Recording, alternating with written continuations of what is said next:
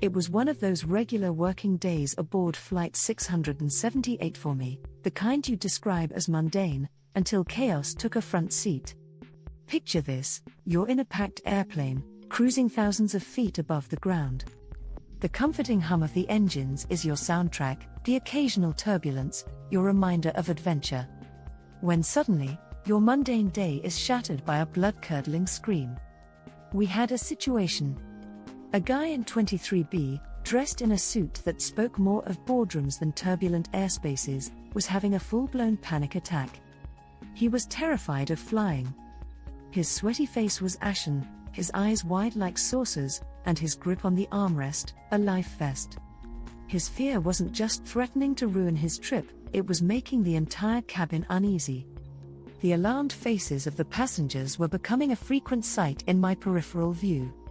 I had dealt with crying babies, grumpy passengers, even the occasional sick on landing types, but never something this intense. The stakes were high, we needed to calm him down or risk an emergency landing. Just as we were nearing the brink of an airborne crisis, a voice sliced through the tension. "I can help." It was a woman from 24A, her eyes exuding calm amidst the brewing storm. She introduced herself as a therapist and offered to assist. We were desperate and gladly took her up on her offer. In a soothing voice, she talked him through his panic, with a confidence that made even the most skeptical passengers nod in agreement.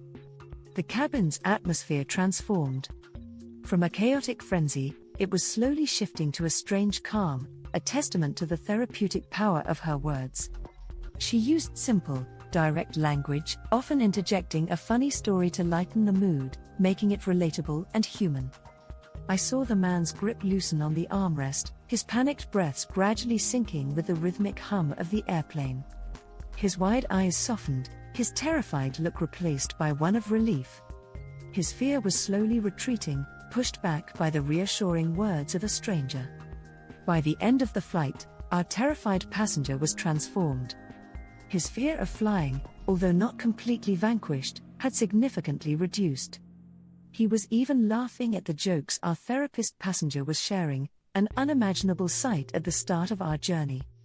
When we finally touched down, the cabin erupted into applause.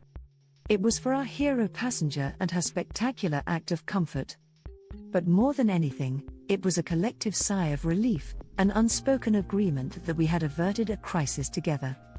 As I exited the plane, I glanced back at 23B and 24A. Both seats now empty, but their story imprinted forever in my memory. From that day onwards, I learned to appreciate the quiet shifts at my job. You never know when calmness will turn into a storm, or when an unexpected savior will walk down the aisle.